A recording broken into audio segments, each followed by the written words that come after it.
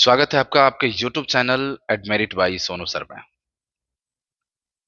आज आप लोगों के लिए यानी कि कक्षा 10th की खातिर लेकर आया हूं आपका मैथमेटिक्स प्रोबेबिलिटी।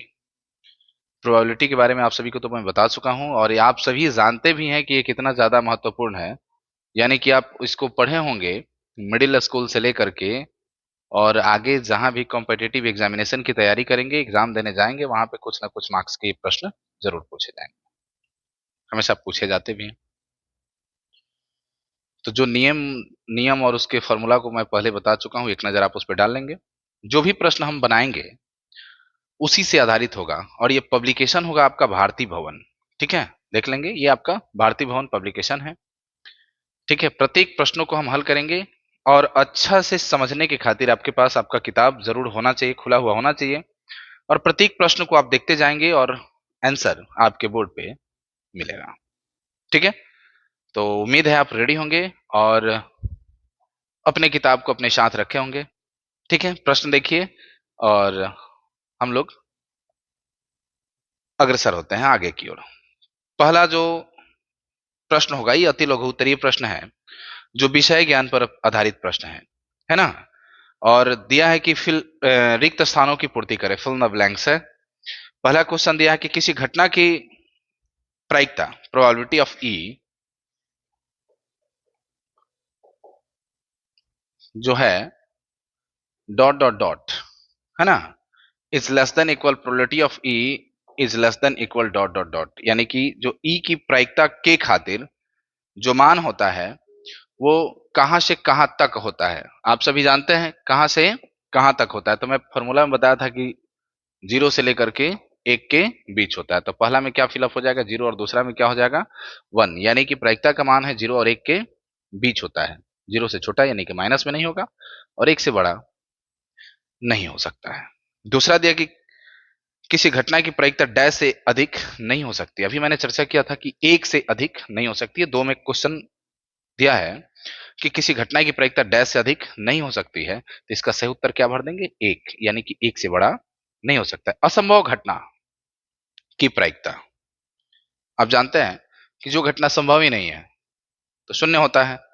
आगे दिया है कि निश्चित घटना की प्रायिकता, तो निश्चित घटना की प्रायिकता क्या होती है 1 होती। किसी प्रयोग की सभी सरल घटनाओं की प्रायिकताओं का योगफल, जितने भी सरल घटना, जैसे मान लीजिए कि कोई सैंपल स्पेस दिया हुआ है और उसमें अलग अलग करके ढेर सारी छोटी छोटी घटनाएं दिए गए हों और प्रत्येक का कहेगा कि प्रायिकता निकालिए, तो आप एक एक करके E1 E2 E3 E4 करके तो आप निकाल लेंगे, लेकिन जब सभी को जोड़ेंगे, एकत्रित करेंगे, तो उसका मान कितना आएगा, ये एक आएगा। यानी कि जितने भी छोटे छोटे घटनाएं घटित हो रही हैं सभी घटनाओं का योगफल कितना हो जाएगा 1 हो जाएगा। तो प्रश्न दिया हुआ है कि किसी प्रयोग के सभी सरल घटनाओं की प्रायिकताओं का योगफल कितना होगा, तो आप सही उत्तर बता देंगे कि 1 होगा। दिया है कि एक सिक्के के उछाल के पृष्ठ आने की प्रायिकता क्या होगा। देखिए पृष्ठ, है ना, समझ रहे हैं। चलिए हल कर लेते हैं इसको।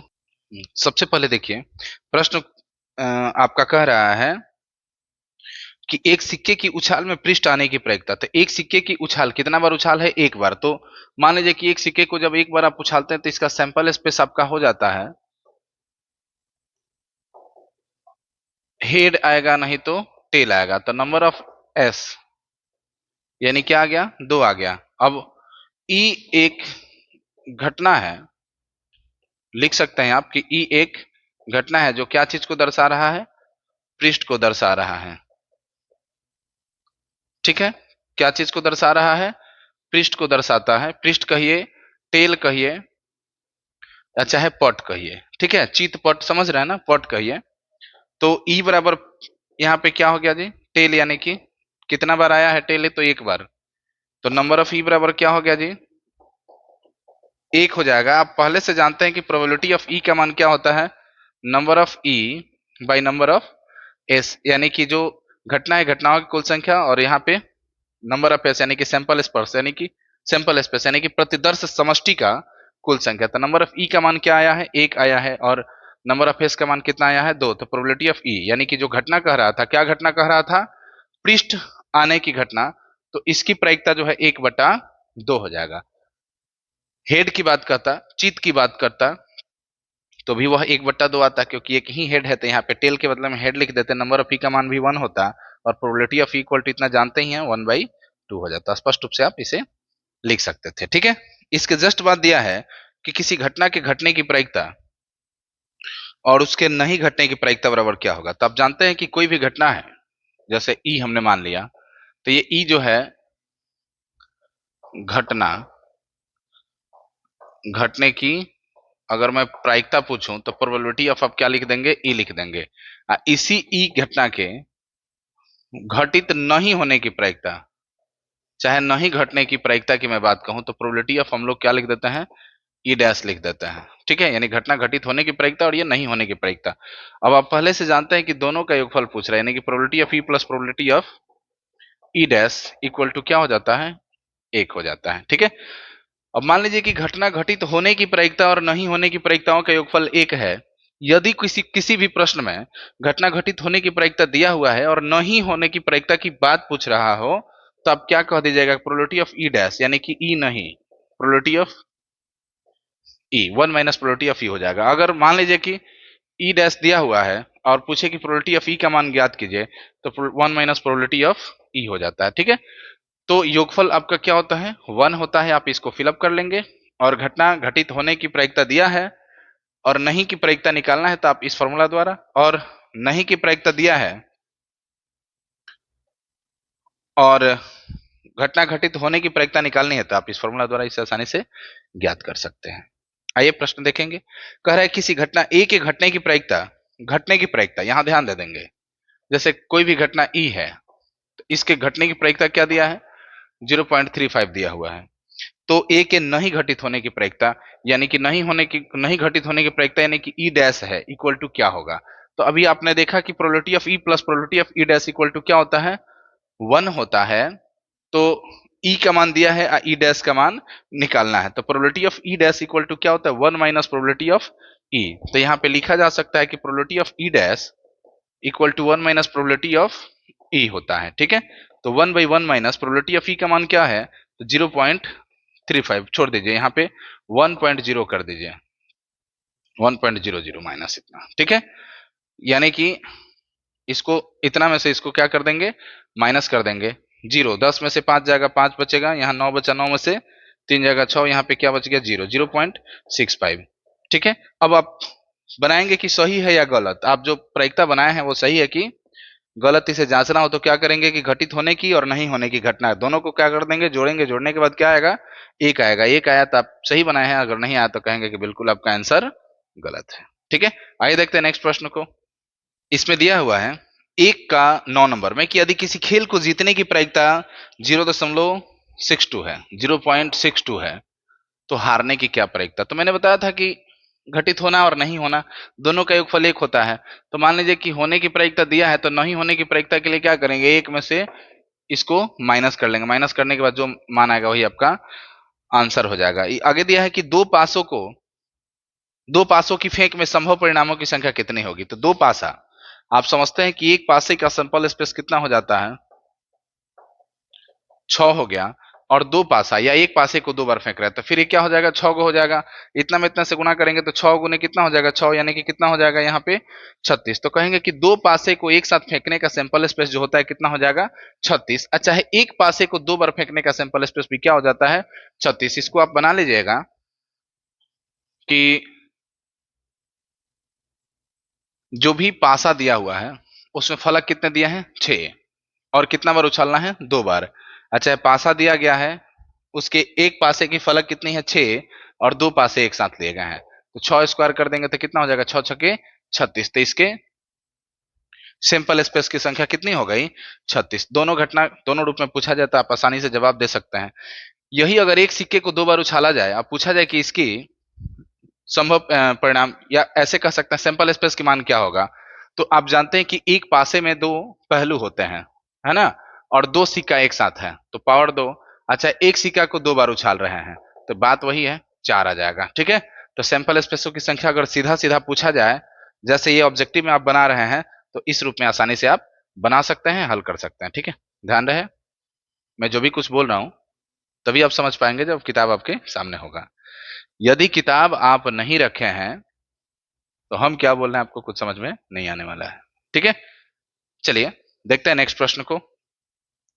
दिया यदि probability of E equal to 0.05, दिया probability of E equal to 0.05, तो probability of E dash equal to what? अभी कुछ देर पहले बताया था probability of E dash equal to 1 minus probability of E. यहां पे देख रहे हैं 1 माइनस प्रोबेबिलिटी ऑफ ई का वैल्यू क्या है? 0.05। हमने डिस्टेंस इसलिए बढ़ाया कि डेसिमल दे करके 2 अंक यहाँ है तो 2 जीरो यहाँ पे बैठा दें, माइनस कर लीजिएगा, जो मानाएगा वही आपका आंसर होगा। ठीक है, आगे थोड़ा सा लंबा क्वेश्चन है, गौर करेंगे। दिया कि एक थैले में एक लाल गेंद, एक नीली गेंद और एक पीली गेंद रखी गई है। ध्यान देंगे कि थैला है, उस थैले में लाल गेंदों की संख्या 1 है, पीली गेंदों की संख्या भी 1 है और नीली गेंदों की संख्या भी 1 ही है ना?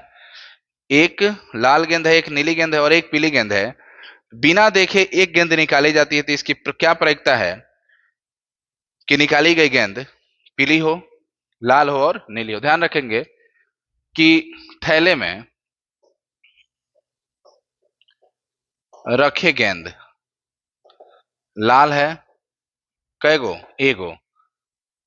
नीली है कै गो? तो एगो। और इसके बाद क्या दिया है जी? पीली है, ये भी क्या है? एगो है। अब पूछा जाए कि टोटल थैले में कितने गेंद है, तो नंबर ऑफ एस हो जाएगा, यानी कि सैंपल स्पेस हो जाएगा कितना? 3। कोई दिक्कत इसमें नहीं है। अब ये मान लीजिए कि घटना E1, इसको मान लेते हैं घटना E2 और इसको मान लेते हैं घटना E3। ये इसके बाद के स्टेप की बात है। E1 क्या कह रहा है कि गेंद क्या हो जाए? पीली हो जाए। दूसरा में कह रहा है कि गेंद लाल हो जाए और गेंद नीली हो जाए। ठीक है, तो यहां पे देखिए आपके प्रश्न ए में दिया हुआ है कि गेंद पीली हो जाए, है ना? तो number of E3 equal to क्या है? पीली गेंदों की कुल संख्या कितनी है? 1 है।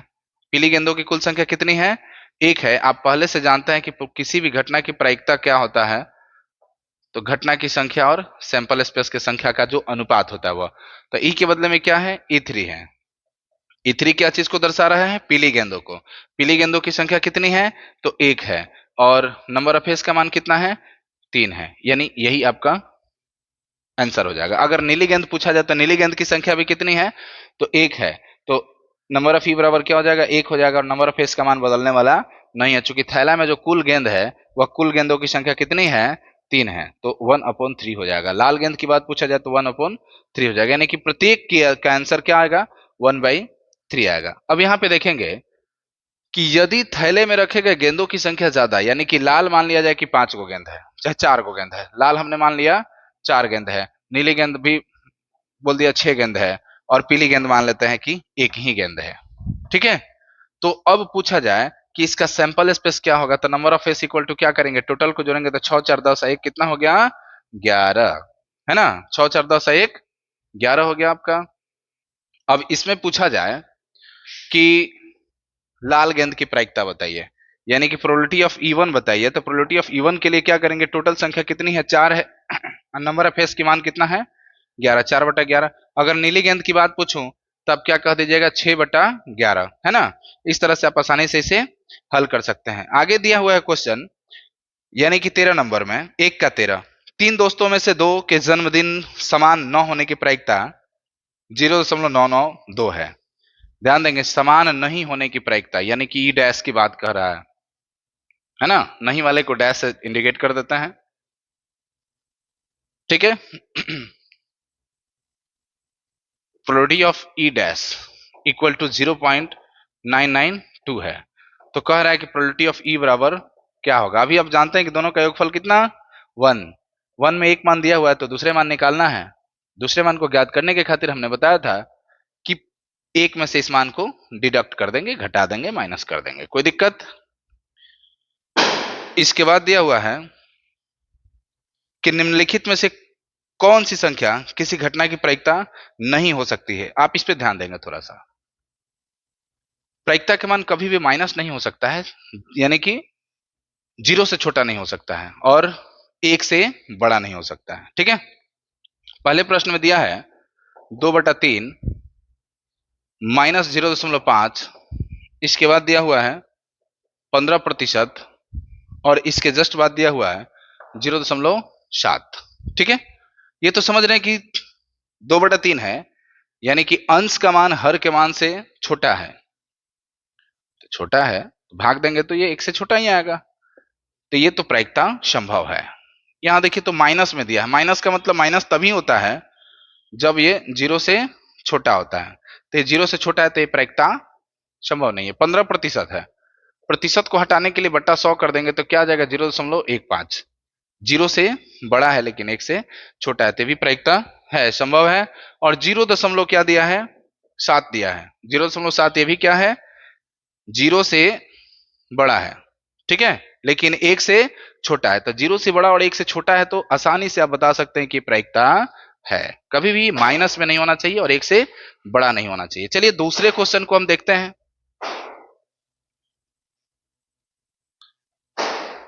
इसी में दिया हुआ है कि 0.5 1.5 80% एंड 3/4, 0.5 1.5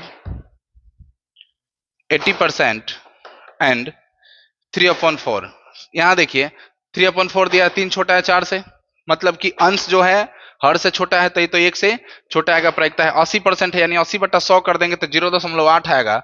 ये भी आपका कहा जा सकता है, कहा नहीं जा सकता है, ये भी आपका क्या है, 1 से छोटा ही है। और यहाँ पे 1.5 यानी कि 1 के बाद 0.5 एक्स्ट्रा है, यानी कि 1 से एक्स्ट्रा का मतलब 1 से बड़ा है, तो जब यह 1 से बड़ा है तो ये भी प्रायिकता हो सकता है क्या, ये बिल्कुल नहीं होगा। और 0.5 0 से बड़ा लेकिन 1 से छोटा है तो ये प्रायिकता है, यानी यह भी प्रायिकता है, यह भी प्रायिकता है, यह भी प्रायिकता है, लेकिन यह प्रायिकता नहीं है। तो पूछा जाए इस तरह से ऑप्शन दिए गए हो और बोला जाए कि बताइए निम्न में से कौन प्रायिकता है और कौन प्रायिकता नहीं है, तो आप क्या बताएंगे, क्या करेंगे? देखेंगे कि 1 से बड़ा है तो प्रायिकता नहीं है, 1 से छोटा यानी कि माइनस में कोई राशि दिया गया है तो कहेंगे प्रायिकता नहीं है, लेकिन 1 से क्या कहते हैं छोटा दिया गया हो और 0 से बड़ा दिया गया हो तो इसको कहेंगे कि प्रायिकता है। फिर से ध्यान रहे, 1 से बड़ा प्रायिकता नहीं हो सकता है और 0 से छोटा प्रायिकता नहीं हो सकता है। प्रायिकता का जब भी मान होगा तो 0 और 1 के बीच होगा। ठीक है, इस तरह से आपके प्रश्न संख्या 2 कंप्लीट हुआ। 1 और 2 दो प्रश्न बना मात्र। ठीक है, और ये काफी महत्वपूर्ण है, ऑब्जेक्टिव में बार बार ये सब में से प्रश्न को पूछता है। ठीक है।